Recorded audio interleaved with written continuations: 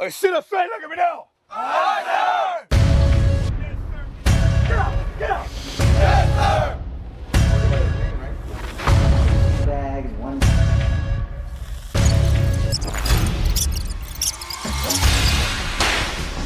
Get up!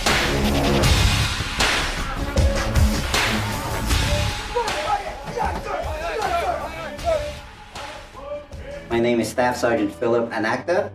I am the recruiter for PCS Mira Mesa. Today, we're about to pick up one of our police who's going to ship out to recruit training.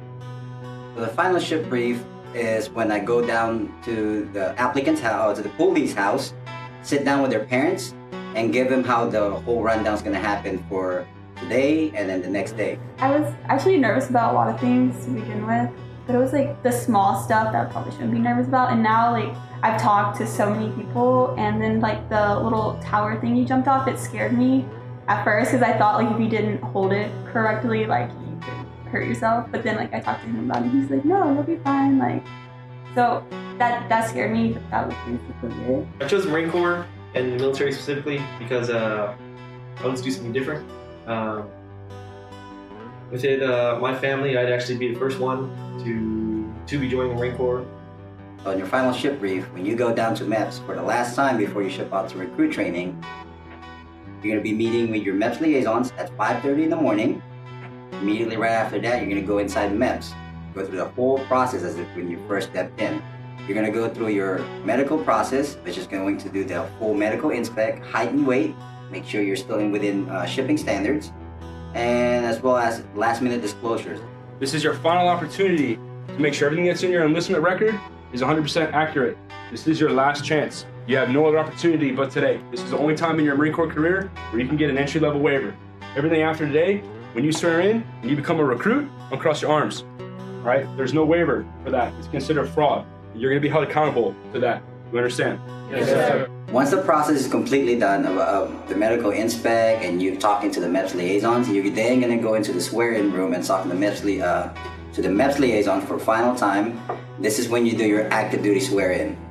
During this time, once you raise your right hand, do the oath of enlistment, that's it. You're set to boot camp. You're set to boot camp. You're set to boot camp. What do you think it'll be like? It'll be intense. I was slacking a little bit in school, and I wanted to get my life on track. Just like I said, I expect heaven and hell at the same time. Maybe sometimes it's gonna be hard, sometimes it's gonna be easy, but I hope it's a good experience. You will not have any drinks, any food, any cell phone items like that, we understand? Yes, sir. If you have any airline tickets or anything that does not, flight information, anything like that, it will get thrown away, you understand that? Yes, sir. Receipts, all stuff like that will get thrown away.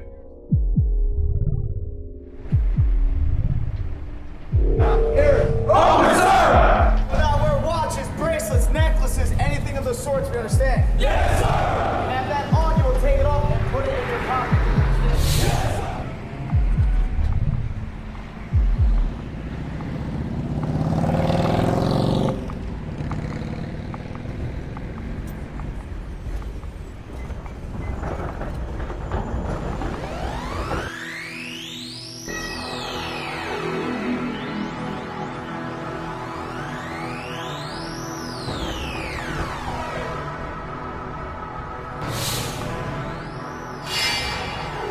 Straight, look at me now! Yes, You are now on board Marine Corps Recruit Depot, San Diego, California, building 622. The only words that will come out of your mouth are going to be yes, sir, and no, sir, when I ask you a question.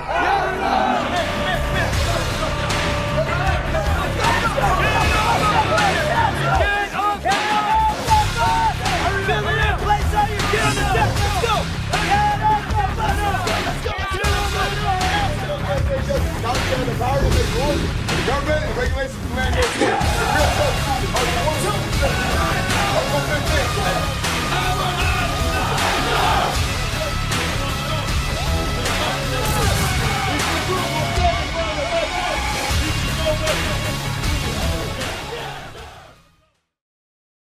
Through this portal walks the future of the Marine Corps.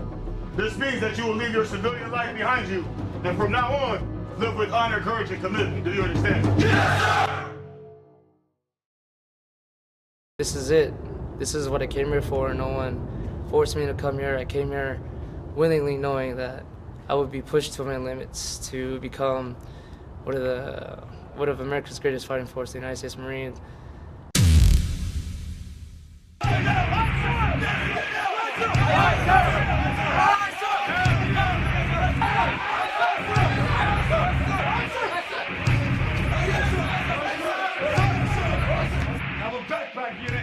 You understand? Yes, sir! Empty out your pockets inside the cover, you understand? Yes, sir! You got 40 seconds.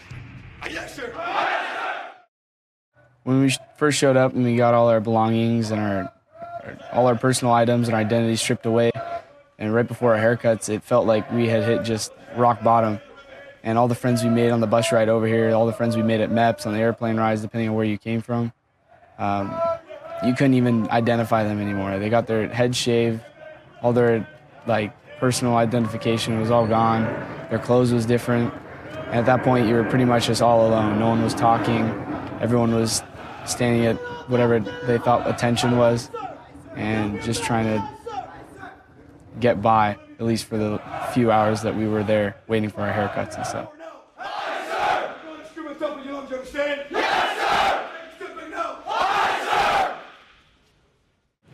The purpose of the first phone call that a recruit get when he gets down here is just to let the person, whoever he's calling, preferably the next of kin, mother, father, whoever, it's just basically to let them know that he made it down here safely. Phone call's about 30 seconds. Just say, hello, I love you. I made it down here to MCRD. I'll begin training. You'll receive a letter from me within the first 2 weeks. Do you have any questions? That's literally it. He gives the person about 25 seconds to answer a question. If not, he says, I love you, and then he hangs up.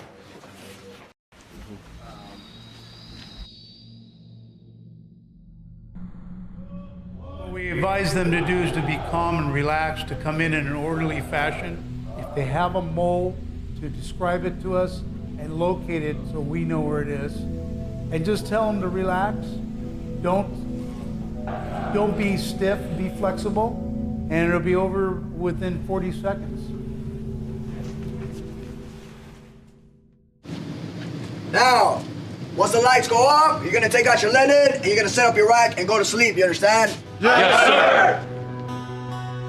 So when we first got a chance to sleep during receiving week, and we hadn't slept for probably at least 50 hours, we were so exhausted that when we laid down, we couldn't even sleep. We were just so stressed out from everything, and it wasn't that the drill instructors were stressing us out, it was just the environment that we were put in. We were taken away from our homes, we're out of our beds, and now we're in this uncomfortable, small spring bed with almost hotel-feeling sheets, and with a bunch of random people that we haven't built the camaraderie with, that we could connect with and we could feel comfortable with. And anything from the showers to the lights that were beaming in your eyes when you're asleep would just make you try to think of the reason why you're here. I made a promise to my family that I will come back and ready. It motivates me to keep going through boot camp as my father. I will never quit. I won't be ashamed.